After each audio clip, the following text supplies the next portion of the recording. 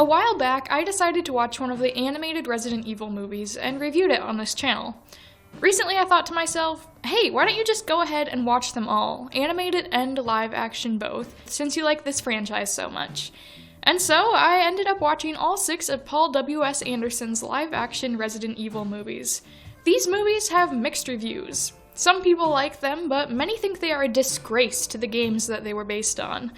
And I consider my opinion to be one of the best out there when it comes to movies, so I will be reviewing them all myself to find the truth. The twist? This is a more objective look at the Resident Evil movies, not comparing them to the games. Because these definitely have a lot more issues when you look at them in that way, and I want to give them the best chance they've got to be considered good. And it's also a relatively quick look. Since I had 6 movies to go through, I only watched each once, only going back to rewatch certain parts if I found it necessary. Because most movies should be made to be good with just one viewing, I think. I shouldn't have to watch it 5 times to get it. So, without further ado, let's go through each movie, talk about the plot and other details, and come to a conclusion in this objective look at the Resident Evil movies. Spoiler warning for these films, of course, because I am holding nothing back. The first Resident Evil movie started off as a huge disappointment. The first 40 minutes or so of this one are so slow, boring, and also confusing. In a way, I can understand why they might want it to be a bit confusing. The heroine of this series, Alice, starts off with amnesia. She doesn't know who she is or much of what's going on, slowly regaining bits and pieces as we go along. And I could grasp the general idea in the first half of a zombie virus and escaping an evil laboratory before time's up, but it felt like they were giving far too little information to the audience about everything until halfway through when it all snapped into place. The beginning half is mostly Alice and the others wandering around and her looking unsure, with just a little bit of action here and there. So, I was so bored I almost gave up on it. Since I was so bored and confused, let me do my best to explain the plot here since it sets up the rest of the movies, as well as I remember it because I did watch this one a while before I decided to watch the rest and make this video. Because it is more interesting than the slow beginning would have you think. Alice works for the shady Umbrella Corporation as security at a facility called the Hive. No one was supposed to know about it, so she had this undercover life where she was fake married to this guy named Spence, another employee. She and Spence have amnesia, and they're going through the Hive with some guards and a prisoner who attacked Alice named Matt. The Hive shut down for safety because Umbrella had a zombie virus that got released, so the people have to figure out how to escape because the computer that controls the Hive, called the Red Queen, wants to kill them all for the company's safety, so no infected can escape. Laser grids and trying to make them murder each other, stuff like that. Matt convinces Alice that Umbrella is bad along the way as she regains her memory and realizes that she was doing questionable things. So they're trying to escape from zombies and the evil computer, and Alice relearns pretty much everything she forgot. At the end, Umbrella obviously can't let her escape with the secrets she knows, as she's no longer on their side. So she gets captured, and we're left with a cliffhanger. But let me tell you something first of all. As much as it tries, this film barely passes as a horror movie, and I'm saying that as a jumpy person. Every jump scare was predictable, and there was nothing really overtly terrifying, maybe just a bit gross and gory in parts. And that's fine with me because I don't like horror. It's just hardly as tense as you would expect from a film described as horror and titled Resident Evil. In fact, once the action comes in, it's almost cheesy. And that is entertaining for someone like me, but it's so cheesy that I've decided I must choose a cheesiest moment in each of these films. And the award for this first film, Resident Evil, goes to everything Rain, the female guard, does. She is such an over-the-top character, just trying to look so cool, and I don't know if she was supposed to be like that, or if it's just awkward acting, but the way she moves, the way she talks... You like that, don't you, huh? Huh? You like the way it tastes, don't you? I was immediately bothered when she first stepped onto the screen and changed the atmosphere. She becomes an interesting character by the end, and I don't want to fully spoil everything because I really appreciated some of what they did with her, but she's honestly quite corny. But, to be nice to the films, I've also decided to share a best line from each, if any have anything really noteworthy. This one goes to... I'm missing you already. In the greatest part of this movie, where all the twists happen, Spence reveals that he was the one who released the virus, and he gives Alice the offer to escape with him and his secret and become rich together. But she says no, so he leaves her to die with the others and says this epic line. Later, he becomes a zombie and she has to kill him, and she says it back. It's a beautifully ironic line. I'm missing you already. And there were some really nice things in the second half of the movie like that. Like I said, the beginning was horribly boring and I almost didn't finish it. But by the end, I was really into the twists and the characters who hadn't died yet. As quite a surprise, I thought that it might actually be something I would enjoy watching again. It's a decent movie. If they made the start more interesting, it would just be a lot better. Apocalypse starts interestingly. Because Alice's name was actually never said in the first film, believe it or not, we have to open this one with, My name is Alice. It's like they realized they made a mistake and quickly had to fix it. So, the theme of the first movie is Escape the Hive. The theme of the sequel is Escape Raccoon City. So the plot of this one is pretty straightforward. After being captured and tested on by Umbrella at the end of the first movie, Alice has escaped and goes out into Raccoon City to see that there's a big zombie outbreak. Umbrella Corporation is preventing people from leaving the city to help cover up their ugly truth. Obviously, Alice wants to escape before she becomes Zombie Chow, so she teams up with a police officer named Jill Valentine after saving her from becoming Zombie Chow too. But the scene where they meet is a little odd. So Jill is in a church with some other people getting attacked by zombies, but how did Alice know to bust in there to save Jill and the others? It's not like she had met Jill before, so she was looking for her, and she couldn't have really seen them through the stained glass windows. Alice does later say that she can sense if someone is infected or not, because Umbrella infected her to make her stronger, but can she sense if someone is just being attacked by someone infected? Who knows? It's never explained. And one thing about Jill, they mentioned that she had gotten in trouble for something before and had been temporarily suspended from the police force, but they never say why. Probably for smoking on a bus. Okay, it actually does say if you look really closely at the newspaper clippings, and you can see that it's because of events that happened in the first Resident Evil game.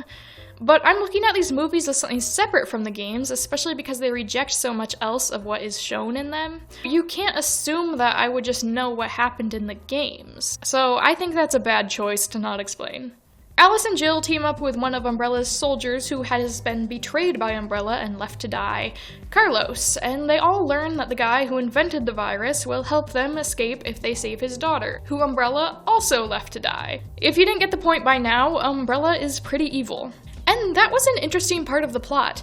We learned that the virus was not originally made to create zombies, but something that a father created to help prevent his daughter from becoming sick. The Umbrella Corporation took it and made it into something worse. They do succeed and escape after hitting a zombie dog with a frying pan, of course. And then the ending gave me mixed feelings. In some ways, it was a really great ending. The excitement of Umbrella blowing up the city to cover their virus tracks, saying it was a nuclear factory explosion and that the zombie footage Jill and Carlos released to expose them was all fake. Alice was captured again by Umbrella and made even stronger yet again to be their tool, but she escapes again, which then causes perhaps the dumbest thing in this movie. I was hyped because her acting was really great, the ending was doing so well, and then it was ruined when somehow she killed a guy by looking at him through a security camera?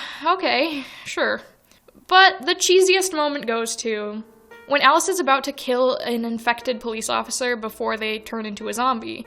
And then she has this cheesy little showdown with Jill, where they point their guns and it zooms in on their faces a million times. It's so over the top, it's just funny. And then the best line goes to, Killing me won't put things right. No! But it's a start! a satisfying way to end the villain of the film, somewhat like the first, but a forgettable villain, I'll note, and that's a theme we'll see through this series. Interestingly, Alice barely felt like a hero in the first movie until the end, and likewise, Alice really wasn't in Apocalypse much more than any other character. And she isn't very compelling when you make her so stoic and unemotional most of the time. Why can't we see more guilt for having worked for Umbrella and done some selfish things? She talks about barely feeling human after Umbrella's experiments, and then fights back against that by showing some humanity to the big zombie nemesis once she realizes he's actually mutated Matt from the first film. but it has no lasting impact on her character.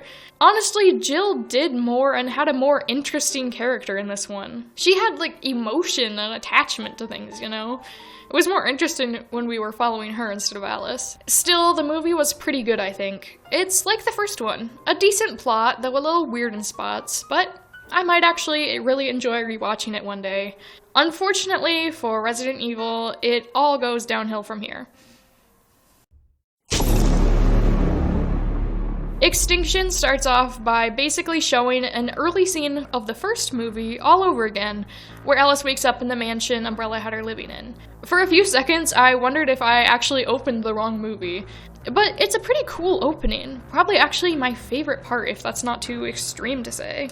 This is where we learn that Umbrella has been cloning Alice to try to, honestly, I don't know. The villains in this movie were so boring that I couldn't care less what they were trying to do with the clones. It was just cool visuals with the heap of dead Alices and all that.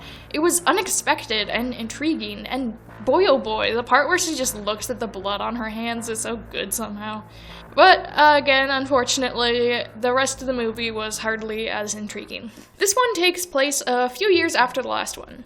Zombies have almost completely taken over, and Alice is traveling on her own, trying to find an escape from constantly fighting for her life. This is where we encounter our first big question. Alice says, The virus didn't just wipe out human life. Lakes and rivers dried up. Okay, how? How did a zombie virus affect the water and make it dry up? If you wanted to explain your desert aesthetic, you could have come up with something that made more sense. And then we immediately get another question. There's this opening scene where there's like this hillbilly family that attacks Alice and sends zombie dogs after her. First of all, why does this scene ever exist? It doesn't set the tone of the movie, and these enemies are never seen again. It's just a pointless action scene. And how did they capture zombie dogs? How do you do that? But after all of that pointless stuff, we're introduced to the other heroes of this film. We have Carlos and LJ, another man who helped Alice in the last movie, traveling in a caravan with their leader, Claire Redfield. Now, during this film, Claire seems like a very serious person. She has to protect all of these other people and lead them to safety after all. Yet they decide to introduce her like she's some stoner or something. Got any smokes? No can do. How about alternate? Smoke weed every day. It seems so much more comical than how they portray her in the rest of the film, so it's just a really odd choice, I feel. And having characters talk about smoking weed and stuff really doesn't help the fact that almost everything in this movie just feels like a meme, honestly. Like a zombie using a camera, a kid named Kmart. I could go on. But back to the caravan. I do have an issue with the characters they chose to be in this movie, because we have Carlos and LJ here, but not Jill, and that's only 2 of the 3 people who escaped at the end of the last movie with Alice. They explained that Alice left their group at some point because, you know, she's moody and a loner, but what about Jill? Did you just forget about her and the fact that she exists? Where did she go? But anyway, Alice joins up with the caravan after some more wandering through the desert. She's wary to join them because... People have a habit of dying around night. Okay, that line made me cringe, but not only that, the other people in the caravan are apparently a little scared of Alice after she used her telekinesis that she gained from Umbrella's experiments to save them. Okay, really, what's scarier? A lady with telekinesis who is on your side, or the giant flock of zombie birds that just ate half of your squad? Tell me, what do you think? Because I think their fear is a little misplaced. Alice has been hoping to go to Alaska because she hears it is safe there. There's no zombies.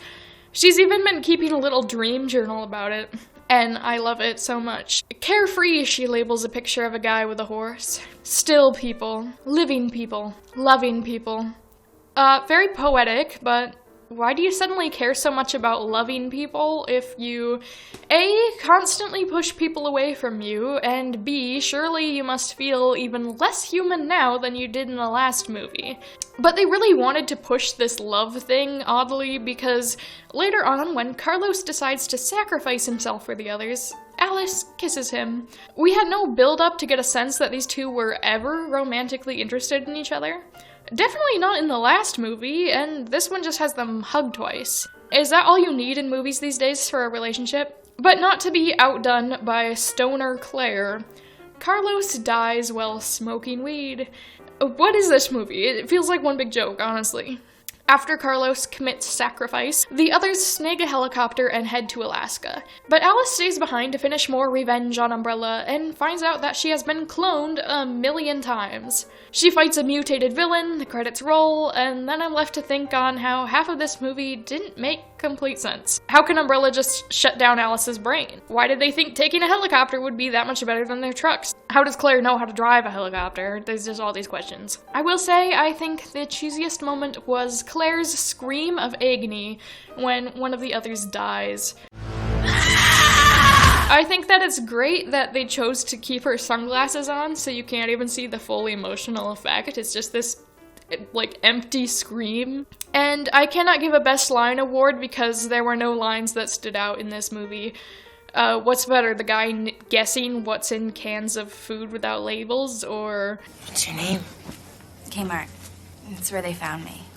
You might have noticed that this movie's section has mostly been complaints. Well, this movie really disappointed me after the surprisingly not so bad first two. They do know how to make interesting endings though, I'll give it that. When your clone saves your life, am I right? But is the next film supposed to be Clone Wars or Tokyo Drift based on this shot of Japan we see at the end? Well, let's go find out. Okay, this one actually barely takes place in Tokyo, but in the part that does, of course Alice and her clones fight with katanas and shurikens because they're Japanese weapons. It's like, how do we remind the audience where we are? Because the guys talking in Japanese aren't enough. Ah yes, we'll include the symbols of Japan. Ninja weapons. Anyway, yeah, Alice and her clone army are storming Umbrella with no specific goal, it seems. Wesker, our main villain man here, stabs Alice with a needle that neutralizes the T-virus and makes her normal. I don't know how he had this needle so conveniently ready, but okay, I guess he's just better at having specific needles ready than stopping his plane from crashing. Then we get a time skip, and Alice is looking for where the others went, Arcadia, Alaska. She finds the place, but there's no one there. So she vlogs about losing hope, which is kind of funny that she's, like, vlogging. But then I finally got what I was waiting for this whole time. She feels guilty, and that her lonely, endless searching is punishment. Wow, we could have used that a few movies ago when we were being introduced to Alice's character, you know? But they never revisit this, so Alice will just never actually get any character development. But there actually is someone there on Arcadia, and it's a crazed Claire controlled by an Umbrella device. She has lost her memory from it, and Alice drags her along while continuing to look for more survivors. They find some people in Los Angeles who tell her that Arcadia is actually a boat, not a town, and it's visible from where they are. They can get there if they can just get past the zombies outside. Among these people is Chris Redfield, Claire's brother. She doesn't remember him, of course, duh, amnesia. And you'd think this would be important, but it's not. Because everything in this movie is boring and pointless. I'm serious, like Extinction I thought was kind of bad, but it manages to be a masterpiece compared to this one. It just drags on, gives you a second of something interesting, like Alice collects quarters, and then gets boring again. Why should I care that this bratty movie director ran away with the airplane? They knew they weren't going to use it again. Just cut him out of the movie, give me sibling drama. Back to the plot. Alice decides to take a shower, which she should know is a bad idea because we started the first movie with her passed out in a shower. Of course, some zombies attack and stop her, which clues everyone into the fact that they can crawl through the sewers to get past the zombies to the boat. But before they can, some random giant axe-wielding zombie attacks them, who is never ever explained. It's like they just saw Pyramid Head from Silent Hill and said, hey, give me some of that for this movie. This movie really overuses slow motion, and you especially see it in this particular fight. Slow motion running is dragged on for far too long. We even have to see a shot purely of Claire blinking in slow motion. Claire has to save Alice from the monster, and then Alice has to save Claire, which is necessary because we have to see that her gun is apparently filled with those quarters she collects. Okay, why? Do those work better than bullets? Of course, they get to Arcadia and no one is on it. They learn it was actually an Umbrella research facility and a trap to get Alice there, so they could capture her again. Umbrella will literally do the weirdest things to find Alice. Why you so obsessed with me? Wesker is there and reveals that he used the T-virus to save his life in the helicopter crash. He was using other people's DNA to help resist turning into a monster, and ultimately he wants Alice's DNA because she's the only person who had successfully handled the virus and, didn't mutate into anything else. She just gained powers from it. So they have a showdown, of course, in the dumbest fight scene in perhaps this whole series. I have a lot of issues with this. Like, the fact Alice didn't even try to get past the zombie dogs to save the Redfields. She just stands there the whole time. Oh, the annoying slow motion again. Claire acting like she's dying just from being knocked over. Alice getting stabbed in the arm and then acting fine for the rest of it, even though she shouldn't have her healing powers anymore. And then we end with the Redfields shooting Wesker a million times. But he lives! But then they explode his plane. But why should I have any reason to believe he really died, though? You've already showed me it's likely he didn't. So we get a cliffhanger ending to this movie that really doesn't fit in with the rest of the series so far.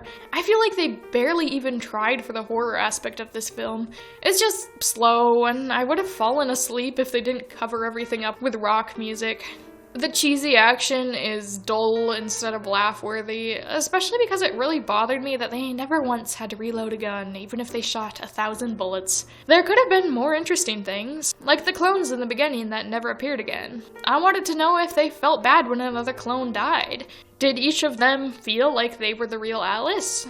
Or did they recognize there was only one true Alice? And again, the Redfield siblinghood never had a point. Chris and Claire, never even really talk. Speaking of Chris, the cheesiest moment goes to when he is introduced. Because he's basically Rain 2.0 from the first film, he talks like he thinks he's the coolest, most dramatic person on Earth, and it's really overdone. But the best line goes to... Last words. Thank you for making me human again. We get all this stuff at the beginning where Alice really had character, which was a breath of fresh air. The fact that she didn't care that she was dying as long as she was dying as a human was neat. And then of course she doesn't address this renewal of humanity at all in the movie. Because this movie is not good story-wise. Some of the visuals I liked from an artistic and aesthetic perspective, but the movie is so boring. I was really worried to see how the next one could possibly get any worse, because even this one's credits are bad.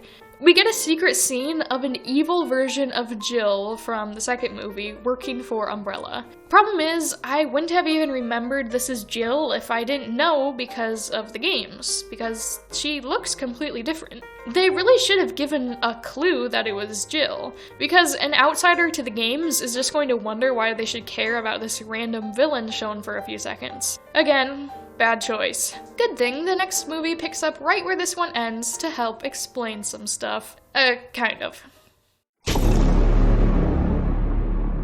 Resident Evil Retribution renewed my hope for the series a little bit, actually, but it didn't exactly start on the right foot. The first 7 minutes do not get me excited for anything.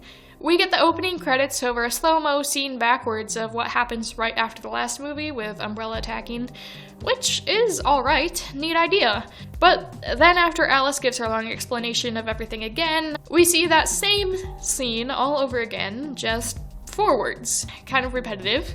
And Alice's monologue is the only thing that explains evil Jill, and all she says is that Jill got captured and brainwashed. Okay, but when did that happen? It seems rather recent, so where has she been the past few years since Apocalypse? Seriously, nothing about Jill is explained more than that. Alice is knocked out and has a dream where she's married to Carlos, has a child, and seems to think her haircut is weird. The kid is deaf and uses sign language, which I thought was a cool thing to add because they never use it as a plot point. It's just a character trait, so that's very nice.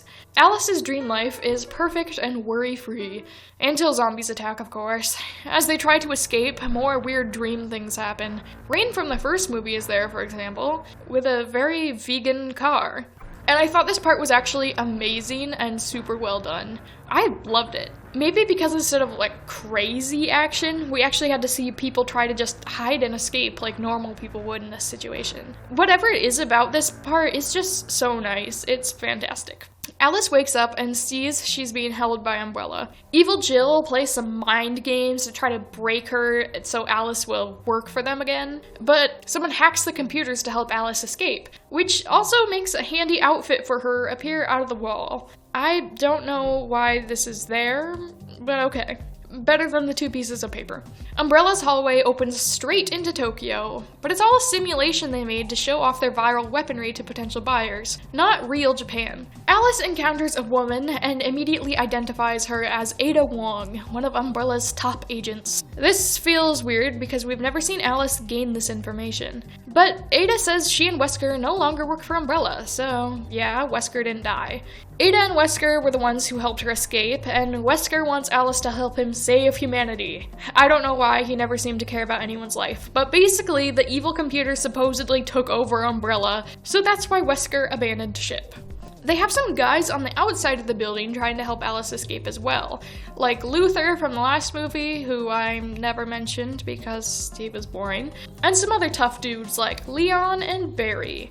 Anyway, the boy squad is pretty unimportant, so I won't really talk about them. To get outside, Alice and Ada have to go through more simulation rooms, just like Tokyo. I don't know why the New York one has the axe guy from the last movie in it.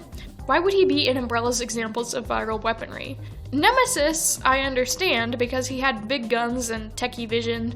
This guy just has a bag over his head and a clunky axe. Which one logically makes more sense for a bioweapon? Because I don't think it's this guy. Next is the Suburbia sim, where Alice learns that they used her clone as one of the test subjects. Her clone led a fake life exactly like what Alice dreamed about. Assuming Alice actually dreamed it, and we weren't just supposed to think that, but I feel like the way Alice acted really made it seem like a dream. Maybe it was actually some clone mind link up? Who knows? But in these simulations, everyone should die if Umbrella really wants to show that their viruses are worth it, right? Yet somehow the clone daughter, Becky, is still alive, so she thinks the real Alice is her fake mother. I wonder when they cloned Carlos. Back when he worked for them or after he died? But there's not just Dad Carlos the clone, because they leave the house and see there's clones of lots of old friends of Alice looking threatening alongside Evil Jill. Aw, clone Rain on a swing set. That's cute. Ada stays to fight them, and Alice books it with her fake kid. Then it turns out the nice clone of Rain lived through the simulation too, and travels alongside them. You know how to use this? I campaigned for gun control. No, I don't think you understand. I marched against the NRA. Okay, why did Umbrella give clones detailed backstories about political campaigns? And why is Rain the best thing in this movie? I take back anything bad I ever said about her in the first film. She's the best. Now teamed up with the boy squad, they get closer to escaping, but not without a zombie attacking, of course, to kill good clone Rain. Because these movies hate me and kill all my favorite characters. Alice, Becky, Leon, and Luther escape, but not for long, of course, because submarine time, baby! Evil Jill and Evil Rain are here to beat them up. Rain injects herself with a parasite that gives her healing powers, which are really odd. I don't know what kind of parasite would make bullets move through your body and out of your fingertips to heal you. With some more slow-mo and epic action, Alice finally realizes, 10 minutes later than she should have, that she can just take the umbrella bug off of Jill to stop her being evil. Alice then gets rid of Clone Rain, and then they're helicoptered away to the White House to meet up with Wesker. He stabs Alice with a needle again, and says that he's giving back her powers, because she'll need them to save humanity, because the evil computer wants to destroy all life. That's where we leave off, with a lot of expectations of what the next movie will be like. But oh no, honey, you don't know what's coming. But before I get to that, of course, the cheesiest moment in this movie goes to the glasses Ada gives Alice that show her the way out of the building. Because just plain old maps are overrated. You need spy glasses in movies like these. The best line goes to when Alice and Becky see all these clones being carried around like they're the doors in Monsters Incorporated. And Becky realizes, Am I mommy on you? I am now. I'm sure it's supposed to be touching, but that part made me laugh. I liked this film a lot more than the last two, which felt really good when I was dreading to start watching it. It does have issues though. I felt like the character of Becky was supposed to be a thing that would make Alice be less I work alone and more protective and emotional. But we've seen her care more about other people ever since the third movie. Alice doesn't get any meaningful emotional moments in this film. For example, she doesn't seem to feel bad killing Clone Rain, even though they were very close in the first film. Even if she's evil, doesn't it feel even a bit weird to kill someone you liked? And Jill is such a boring villain because Alice never shows that she cares that she knew Jill way back in the second movie. The computer is a bad villain too, because every time she's about to do something evil, she announces it to the audience to eliminate all suspense. But overall, it was actually a super fun movie. I don't care about the issues at all because this one actually made me laugh. And it had better pacing than the last one. And the suburbia scene, I just have to say it again, it's so good. I'd say watching the final movie was fun because I did it with my little sister, but this movie is not fun. We start with some backstory on the virus, but there's a problem with this. It's the same story we heard in Apocalypse. Father created it to save his ill daughter, then Umbrella stole it to do evil things. But it's with different people this time. This isn't the father from the other movie. How did they mess this up? Did I miss something? Because if I did, you shouldn't have made something so important so easy to miss. And you shouldn't have made something so important so wrong once. That's not the only problem with how this movie opens. We were led to have some certain expectations about this movie based on how the last one ended, but none of that is here. We've had another time skip, so giant horde of zombies, nowhere to be seen. Alice's friends, assumed dead and never ever mentioned. Wesker wanting to save humanity, all a lie. So what was the point of anything in the last film? Why would Wesker bother lying about giving her powers back? What exactly happened to leave Alice all alone again? We're never told. Well, Alice is contacted by the computer from before, the Red Queen. She tells Alice that there are only 4,472 people left on Earth, and she has a limited amount of time to get to the Hive again to release the antivirus that would save the world. So, Alice travels back to Raccoon City. Along the way, Alice makes sure there are only 4,467 people left now. She tries starting up a motorcycle that unlocks with fingerprint scanning, but obviously not hers, so she gets electrocuted and wakes up captured. Here we are introduced to this movie's villain.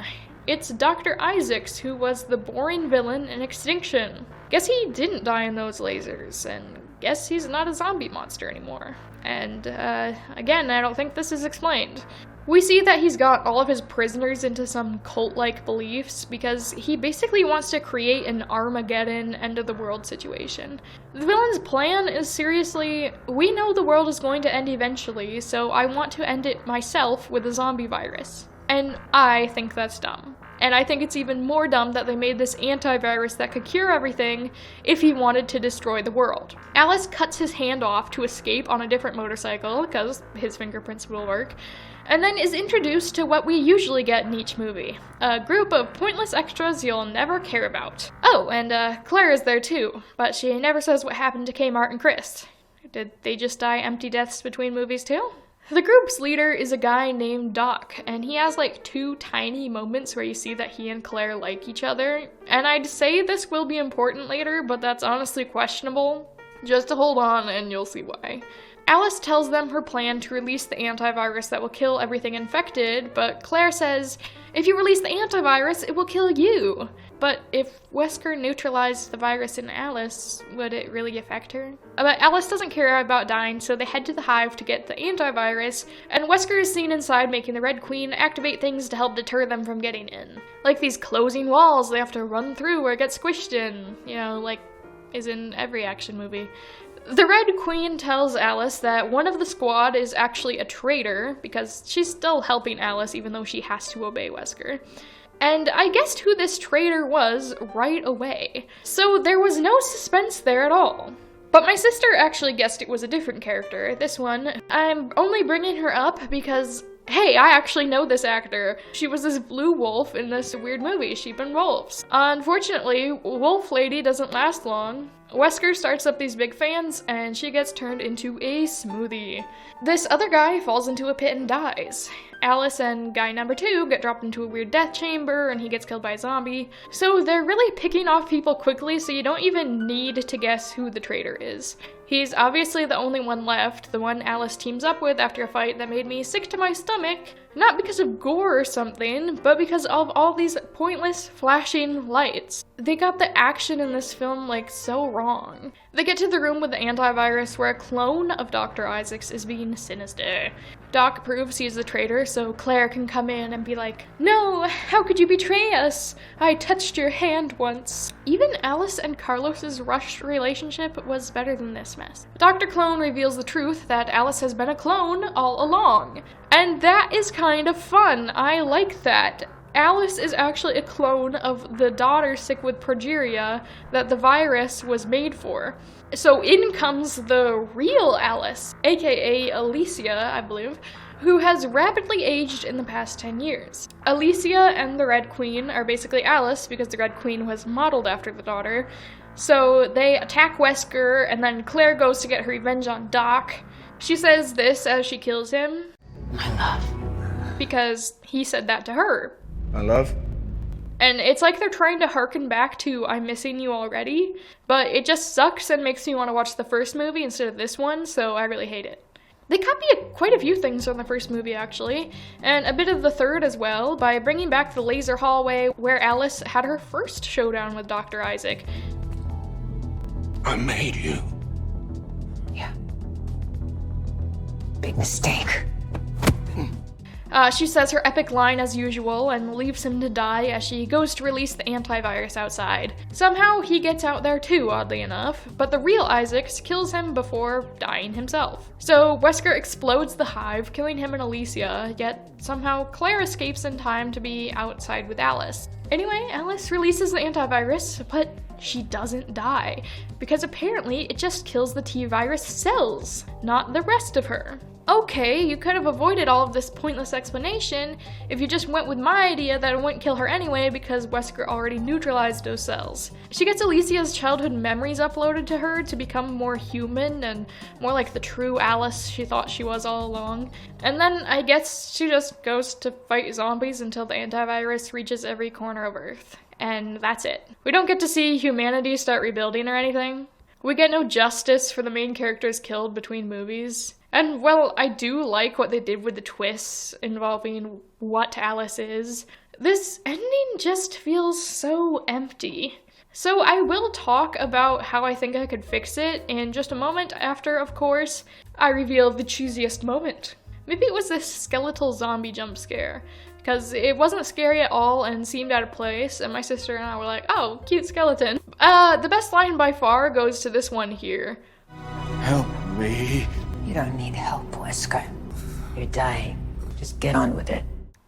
So, how would I end the series? You could immediately make the last one better just by keeping Alice's clone child, Becky, alive for it. There's this threat that Alice will die if she releases the antivirus, but she never cares about that. It's never a question of will she or won't she. So it would be much more high stakes if she had to choose to stay alive to take care of Becky, or make sure that Becky would have a world to live in, but Alice wouldn't be there to care for her. But I actually think the films could have ended with the third one. Make Alice fight for the antivirus against Dr. Isaacs theirs, because she already does fight him, and then you can show her fight her way through remaining zombies to make it to Alaska, where Claire and the others are waiting in safety to start a new life. Or skip Afterlife and go straight to Retribution. Alice can find the antivirus in the Umbrella Lab in that one, and also learn that she's a clone there, since it already deals with the concept so much. Then she can start a new life with Becky. Either way would feel more satisfying than Alice just motorcycling away and Claire being her only friend left, don't you think? But enough about the ending, we can't just focus on the end of an entire 6-film series. So let's look at it as a whole. The big question is, of course, do I recommend it? Yeah, if you like action and zombies and evil computers, you'll probably find some fun in it. I actually like how each of the films has a distinct vibe, which is nice. They're each quite a bit different in setting and aesthetic, and because they often explain most stuff at the beginning, you could kind of jump into any and understand and enjoy it pretty well if you didn't want to watch all of them or you wanted to watch them out of order. So if one of these ones I talked about seems more interesting than the rest and you haven't seen any, just go for it and watch it. I think you'll be fine. I do have to say Alice is a bit of an empty Mary Sue type of character who doesn't really have any flaws or much personality to find. But that's something you can kind of ignore for the most part because it doesn't make her easy to hate or anything. I was never like upset that she was the main character. They did kill off my favorite characters in each film pretty much, but practically everyone dies in the end, so I can't really get mad at that specifically. But there definitely is an issue with all the characters who didn't even get a proper death. Some things felt like they hadn't been fully planned in that way.